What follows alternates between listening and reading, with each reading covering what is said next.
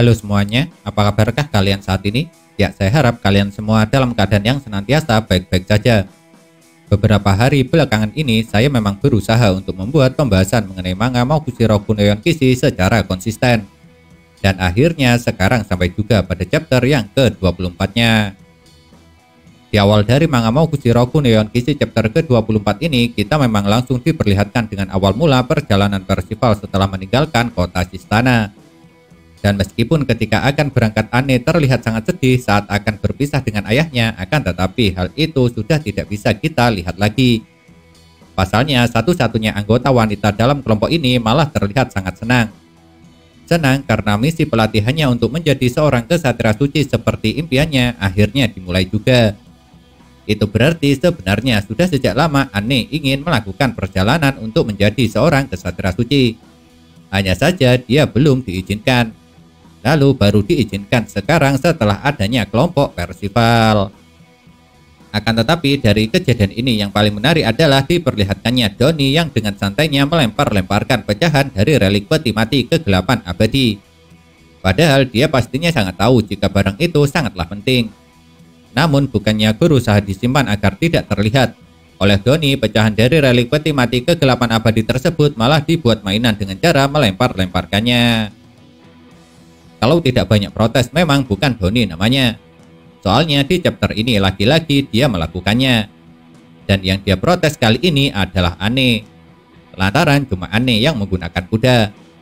Padahal menurut Doni, ayah Anne sudah menjanjikan alat transportasi buat mereka semua sebagai ucapan terima kasih karena telah menyelamatkan kota Shistana.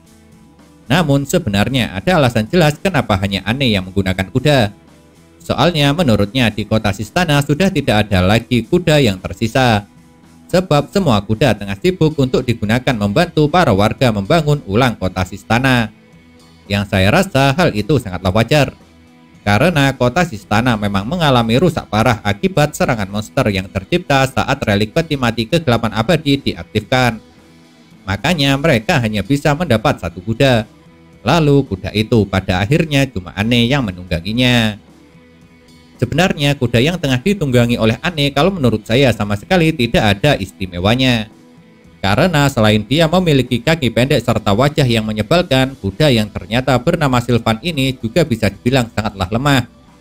Buktinya setelah baru melakukan perjalanan dengan hanya membawa Anne, dia sudah diperlihatkan kelelahan. Dan malah berakhir ditinggal oleh Percival, Doni, Nasian, serta Shin. Yang itu artinya walau merupakan seekor kuda staminanya sangat lemah sekali. Padahal dia yang seharusnya menjadi paling kuat dalam sebuah perjalanan. Tapi pada kenyataannya Sylvanlah yang paling lemah dari semuanya. Karena Sylvan sudah tidak sanggup lagi untuk melanjutkan perjalanan, akhirnya di manga Mokushiroku no Yonkishi chapter ke-24 ini, kelompok Percival pun memutuskan untuk istirahat sejenak. Dan menariknya, selain bisa bicara bahasa manusia, rupanya Shin juga bisa bicara dengan binatang. Buktinya di chapter ini dia diperlihatkan mengancam Sylvan. Mengancam jika terus memperlambat perjalanan mereka, maka oleh Shin nanti malam Sylvan akan dibuat menjadi kebab kuda. Yang tentu saja hal itu membuat Sylvan sangat takut. Karena binatang mana yang tidak takut kalau diancam akan dijadikan sebuah makanan. Meski sudah melakukan perjalanan cukup jauh dari kota Shistana, ternyata sampai sekarang Anne masih belum tahu kemana sebenarnya tujuan Percival beserta yang lainnya. Dan setelah mengetahui kalau tujuan Percival adalah kerajaan Lyonesse, hal itu malah membuat Anne sangat terkejut. Lantaran dia sama sekali tidak menyangka jika tujuan Percival adalah Lyonesse, sebuah kota yang selalu ingin dia kunjungi. Alasannya karena Lyonesse merupakan produsen kesatria suci paling terkenal di seluruh Britania Raya. Tapi yang paling mengejutkan dari kejadian ini adalah rupanya bukan cuma itu saja yang membuat Anne merasa sangat senang. Sebab dia ternyata merupakan penggemar berat Meliodas, ketua dari kelompok Nanatsu no Taizai. Bahkan saking ngefansnya Anne sama Meliodas, dia sampai menjadikan poster buronan ketua anggota Nanatsu no Taizai tersebut sebagai sebuah harta karun. Dan jujur saja saya rasa nanti Anne pasti akan kecewa. Kecewa setelah melihat Meliodas. Soalnya dia pasti tidak akan pernah menyangka jika Meliodas yang ada di dalam poster sangat berbeda dengan wajah aslinya. Apalagi seperti yang kalian tahu sendiri, Meliodas pada dasarnya sering menunjukkan sikap serta wajah konyol. Yang hal itu tentunya akan membuat Anne sangat terkejut dan merasa kecewa juga, karena sosok yang dia kagumi tidak sesuai dengan ekspektasinya. Percival yang sangat minim sekali pengetahuannya mengenai dunia luar pastinya tidak akan pernah mengetahui apa itu Nanatsu no Taizai. Dan setelah mendengar hal tersebut tentu saja membuat Anne sangat terkejut. Pasalnya dia sama sekali tidak menyangka bakal ada orang yang tidak tahu dengan kelompok Nanatsu no Taizai, pahlawan yang beberapa kali telah menyelamatkan kerajaan Lyonesse. Dan karena itulah di manga Mokushiro Kuno Yonkishi chapter ke-24 ini pada akhirnya Anne harus menjelaskan apa itu Nanatsu no Taizai. Lalu lucunya setelah mendengar penjelasan dari Anne mengenai Nanatsu no Taizai, respon yang diberikan Percival hanya mengatakan aku mengerti. Tapi dengan raut wajah yang mengatakan sebaliknya. Ketika mengetahui jika Anne ngefans sama Meliodas, pastinya hal itu sama sekali tidak disia-siakan oleh Doni. Soalnya dengan itu dia bisa mengejek dengan mengatakan kalau Anne suka sama orang tua. Dan lucunya walau Anne berkata tidak, namun jika dilihat dari kegugupan serta ekspresinya sepertinya dia memang suka orang tua. Atau lebih tepatnya orang tua seperti Meliodas. Di manga Mokushiro Kuno Yonkishi chapter ke-24 ini akhirnya terungkap kalau ternyata alasan kenapa Anne ingin menjadi seorang ksatria suci bukan hanya karena ibunya saja, melainkan dia juga ingin menjadi seperti Meliodas. Makanya dia sangat terobsesi untuk menjadi seorang pemimpin, layaknya Meliodas yang menjadi kapten dari kelompok Nanatsu no Taizai. Dan untuk merealisasikan obsesinya tersebut, Anne membuat semua orang seperti tidak pantas menjadi pemimpin dalam sebuah tim. Seperti Percival yang Anne anggap lebih pantas menjadi maskot walau dia merupakan petarung terkuat, Nasian yang dia anggap lebih cocok menjadi ahli strategi daripada menjadi pemimpin, dan untuk Doni, Anne menganggap kalau dia lebih pantas menjadi sebuah umpan. Oleh sebab itu, setelah menganggap jika yang lain tidak ada yang pantas menjadi pemimpin, jadi Anne merasa hanya tinggal dirinya lah satu-satunya kandidat yang tersisa. Dan karena menurutnya tidak ada pilihan lain lagi, maka Anne mengatakan akan dengan senang hati menjadi pemimpin mereka semua. Pemimpin yang bertugas menyatukan, memberi perintah, serta membuat keputusan. Sebenarnya entah itu Percival, Nasian, ataupun Doni sama sekali tidak peduli dengan apa yang dikatakan serta diinginkan oleh Anne. Bahkan Doni dengan wajah kosongnya mengatakan selamat bersenang-senang setelah Anne mengangkat dirinya sendiri menjadi pemimpin. Tapi meski terkesan tidak peduli, sebenarnya Percival mempunyai pendapat lain, yaitu dia merasa Doni juga sangat bagus. Pasalnya Percival melihat saat sepasang ibu dan anak yang sebelumnya Doni tolong mengucapkan terima kasih dengan sangat tulus ketika mereka akan pergi meninggalkan kota. Dan sampai akhir pun sepasang ibu serta anak itu masih tetap menganggap jika Doni adalah seorang ksatria suci. Makanya mereka berdua saat mengucapkan terima kasih memanggil Doni sebagai ksatria suci. Akan tetapi mengejutkannya ketika mendengar ada orang yang memanggil Doni sebagai ksatria suci, hal itu malah membuat Anne terlihat sangat kesal. Makanya karena saking kesalnya sampai membuatnya mengambil tindakan dengan cara mencengkram lengan Doni dan menanyakan apakah benar dia ingin menjadi seorang ksatria suci. Dan walaupun Doni mengelak, Anne sama sekali tidak percaya. Malahan hal itu membuat Anne menjadi semakin kesal. Memang benar sebenarnya Doni berkeinginan untuk menjadi seorang ksatria suci. Dan entah kenapa di depan Anne dia tidak mau mengakuinya. Sedangkan jujur saja saya juga tidak paham kenapa Anne bisa kesal setelah mengetahui kalau ada orang yang memanggil Doni ksatria suci. Padahal hal tersebut sama sekali tidak menyinggungnya. Ketika keadaan tengah memanas akibat kekesalan Anne kepada Doni sebelum semakin kacau, akhirnya ada juga yang menghentikannya. Dan yang melakukannya adalah Shin, dengan cara melewati mereka dan meminta untuk diberi jalan.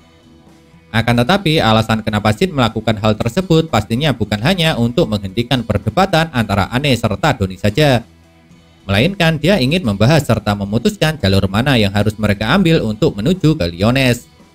Lalu seperti biasa lagi-lagi Shin membuat kejutan, yaitu dengan cara entah bagaimana serta dari mana dia bisa mengeluarkan sesuatu setelah mengibaskan ekornya. Dan kali ini yang keluar setelah Shin mengibaskan ekornya adalah sebuah peta. Di manga Mokushiro Kuno Yonkishi chapter ke-24 ini, kita memang bisa melihat diskusi yang dilakukan oleh Shin, Percival, Nasian, serta Doni. Diskusi untuk menentukan jalur mana yang harus mereka ambil guna menuju ke kerajaan Lyonesse. Dan setelah melakukan perdebatan, akhirnya keputusan pun dibuat. yaitu mereka terlebih dulu harus pergi ke kota Ken. Tujuannya adalah untuk mempersiapkan perbekalan untuk melintasi gunung Dalflare. Karena untuk sampai ke Lyonesse mereka memang harus melewati pegunungan tersebut. Akan tetapi Anne yang merasa sebagai pemimpin merasa tidak terima dengan keputusan itu. Pasalnya yang dia inginkan adalah bisa dengan cepat sampai ke kerajaan Lyonesse. Makanya Anne tidak mau melakukan perjalanan sampingan dengan pergi ke kota Ken. Karena menurutnya lebih baik mereka langsung saja menyeberangi pegunungan Dalflare. Namun meski Anne bersikeras tidak ingin pergi ke kota Ken, tapi pada akhirnya dia tetap kalah. Soalnya anggota yang lainnya setuju menuju ke sana. Dan cuma Anne saja yang tidak setuju dengan itu semua. Apalagi menurut Shin mereka memang membutuhkan perbekalan serta persiapan untuk menyeberangi pegunungan Dalflare. Sebab menurutnya melakukan perjalanan tanpa sebuah persiapan sama saja dengan mencari sebuah kematian. Dan apa yang dikatakan Shin ini sangat masuk akal sekali. Yang hal itu dapat diterima oleh Percival, Donnie, serta Nasien. Yang tidak menerimanya hanya Annie seorang. Karena menurutnya ada kebohongan dari kata-kata yang diucapkan oleh Shin. Namun yang jelas pada akhirnya Annie tetap kalah. Lalu walau sebel karena merasa tidak dianggap sebagai pemimpin, dia tetap harus mengikuti Shin, Percival, Donnie, serta Nasien menuju ke kota Ken. Dan jujur saja saya tidak terlalu suka dengan sikap Annie ini. Karena sebagai anggota baru dalam kelompok tersebut, dia bersikap layaknya seorang pemimpin yang ucapannya harus dipatuhi. Akan tetapi yang menarik dari kejadian ini tentunya bukan diperlihatkannya Annie yang sangat sebal karena dirinya merasa tidak dianggap sebagai pemimpin dan keinginannya tidak dipenuhi lantaran harus singgah terlebih dulu ke kota Ken. Melainkan terungkapnya fakta jika Sullivan ternyata bisa mengerti bahasa manusia. Buktinya setelah melihat perdebatan mereka semua, kuda yang satu ini bertanya kepada Shin apakah di sana ada wortel yang enak. Itu artinya dia mengerti apa yang dikatakan oleh semua orang. Dan karena mengerti, akhirnya dia tahu kalau kelompok tersebut akan membawanya ke sebuah kota bernama Ken. Maka dari itulah kenapa Sylvan bertanya kepada Shin apakah di sana ada wortel yang enak apa tidak. Bisa dibilang sebagian besar jalan cerita yang disajikan di manga Mokushiro Kunoyon Kishi chapter ke-24 ini adalah tentang diperlihatkannya awal mula perjalanan Percival setelah meninggalkan kota Sistana. Namun yang menarik, jalan ceritanya langsung berubah setelah sampai pada halaman terakhir. Sebab di halaman terakhir dari manga Mokushiro Kunoyon Kishi chapter ini kita malah diperlihatkan dengan kondisi Hauser. Yang ternyata sampai sekarang dia masih menjadi kapten kesatria suci kerajaan Lyonesse. Itu artinya belum ada yang bisa atau mau menggantikannya. Dan entah kenapa kondisi serta penampilan Hauser kali ini terlihat seperti seorang gelandangan pemabuk. Karena dia sekarang memang tengah berada di sebuah bar untuk meminum ale. Dan di bar itulah wajah kacau Hauser saat mabuk bisa kita lihat. Untuk sekarang kita memang masih belum tahu di mana tepatnya tempat minum Hauser itu. Dan kita juga belum bisa tahu kenapa dia mabuk-mabukan di tempat tersebut. Tapi yang jelas dengan diperlihatkannya Hauser, maka itu berarti menjadi semakin banyak pula karakter Nanatsu no Taizai yang sudah diperlihatkan. Karena sebelumnya kita sudah bisa melihat Arthur serta Merlin. Kira-kira kenapa Hauser berada di sana? Apakah dia memiliki misi? Atau hanya ingin mabuk-mabukan saja? Dan kira-kira siapakah karakter Nanatsu no Taizai lain yang akan diperlihatkan lagi? Penasaran bukan? Karena jujur saja kalau saya sangat penasaran. Dan untuk mengobati rasa penasaran itu yang bisa saya lakukan memang hanya terus menunggu dengan sabar kelanjutan ceritanya pada chapter-chapter selanjutnya. Nah itulah yang dapat saya sampaikan mengenai manga Mokushiro Kunoyon Kishi chapter ke-24. Kalau menurut kalian, kejadian manakah yang paling menarik? Apakah kalian mempunyai pendapat? Jika punya, jangan pernah sungkan atau ragu untuk menuliskannya pada kolom komentar. Karena komentar itu sangat berarti bagi saya atau teman-teman lain yang membacanya. Sebab komentar kalian tersebut bisa dibuat menjadi referensi atau bahan untuk saling bertukar pendapat di antara kita semua.